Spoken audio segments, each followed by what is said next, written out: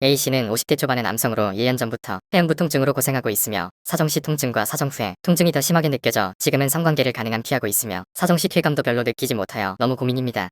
전문의를 찾아 검사를 해보았지만 특별한 이상이 없다고 하여 한탄만 하고 있습니다. 51년 차 비뇨기과 의사 김세철입니다. 환자들이 참 좋아해요. 내 마음을 알아줄 거다 그런 거 있잖아요. 7, 80대는 환자가 말이에요. 동료의식을 느끼기 때문에 왜 나도 그런데 뭐 이럴 때는 이렇게 한다 저렇게 한다 이렇게 하면은 이 환자는 참 환자 이야기를 들어보면 무척 고통스럽습니다. 검사를 해도 정상이라 그러니까 본의로 봤을 땐 참 당혹스럽고 힘들고 아프긴 아프고 진통제나 자꾸 먹으라 그러고 그리고 이게 뭐 하루 이틀에 생긴 병이 아니고 계속해서 이 환자 같은 경우에는 1년 전부터 이런 어려움을 겪고 있죠. 회원부에 아픈 사람이 있어요. 전립선 좀 이거 없애더라고. 부부관계 안 해도 좋으니까. 또 어떤 사람은 고환 쪽이 막 아프다고 하는 사람이 있어요. 얼마나 아프면은 자기 고환을 떼달라 그럽니까? 이런 환자들이 점점점 많아지고 있는데요. 병명 자체도 보면은 참 만성 골반 통증 증후군 하는 병입니다. 증후군자 들어갔을 때는 두름실하게 말이지 여러 개를 합쳐서 하는 이야기예요. 환자 보고 어디가 아픕니까 하고 아픈 데를 한번 적어보세요 하면은 어느 한 군데를 안 가리키고 대충 이렇게 가리킨다고요. 그게 특징이에요. 골반 전체 부위 이렇게 손으로 이렇게 훑으면서 어떤 사람은 회원부의 통증을 오고 사타구니가 아프다고 고환이 아프다 그러고 허리가 아프다 그러고 요도가 아프다 그러고 뭐 많은 사람들이 이런 경우에 보면은 사정할 때 아프다든지 사정하고 난 다음에 많이 아프다 그럽니다. 통증이 심해진다 그래요. 심지어 뭐 대변 볼 때 아프다는 사람도 있고 그 사람마다 다르다는 이야기고 또 통증이 지속하는 것도 어떤 사람은 계속해서 아프다 그러고 어떤 사람은 아팠다가 안 아팠다가 아팠다가 안 아팠다 이런 사람이 있고 하여튼 다양하게 나타나는 것인데요. 중요한 것은 이러한 증상이 일시적인 것이 아니고 6개월 이상 지속이 될 때 우리가 만성 골반 통증 증후군이라고 진단을 내립니다. 여성의 경우에 있어서는 환자의 한 3분의 2가 편두통을 갖고 있는 사람이 참 많아요. 일반 여성들보다는 편두통의 발생률이 3배나 더 높다는 것이죠. 왜 이렇게 더 높을까 하는 것은 자궁 내막에 우리가 애 놓을 때 배 아프듯이 그 프로스타글란딘이라는 그 호르몬이 있지 않습니까? 작용을 해서 편두통을 일으키고 하지 않겠느냐 이렇게 이야기하고 있습니다. 주로 골반통, 아까도 얘기했지만 편두통 뭐 이런 것을 이제 호소하죠. 아랫배가 아프다든지 허리가 아프다든지 등등 있잖아요. 사실 제가 이 비뇨기과를 수련 받을 무렵이나 젊었을 때는 거의 뭐 이런 환자가 보기 힘들 정도로 적었는데요. 최근에 와서 이런 환자들이 자꾸 증가하고 있고 특히 나이가 자꾸 내려가고 있는 것 같아요.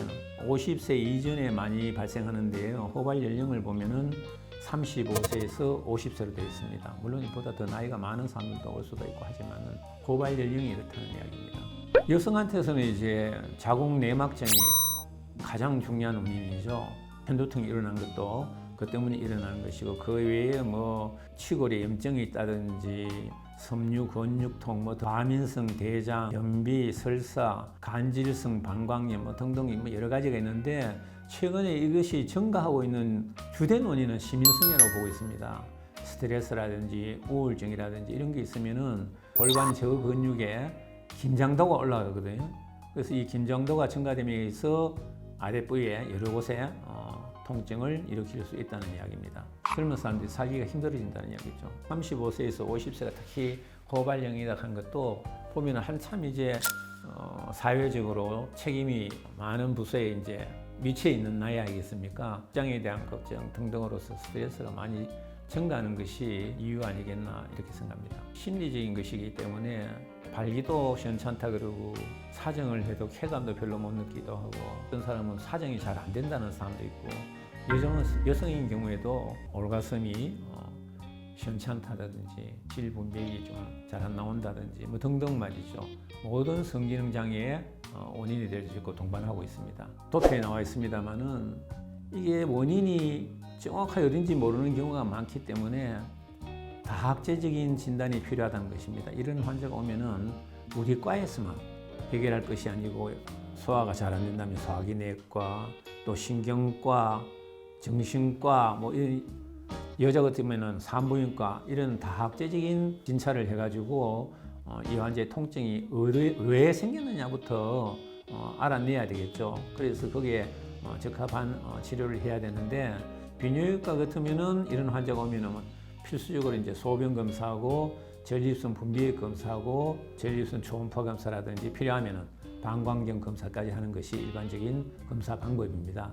그래서 중요한 것은 회음부에 또는 아랫배, 골반, 요통 등이 있지만은 한과에서 할 것이 아니고 반드시 정신건강의학과라든지 여성인 경우에는 산부인과, 신경과 등등에 있지 않습니까? 을 해서 적절한 치료법을 찾아내야 되고, 또 하루 이틀에 치료되는 것이 아니기 때문에 환자한테 충분한 설명을 하고 환자가 포기하지 않도록 격려도 하고 하는 것이 중요하다고 생각합니다.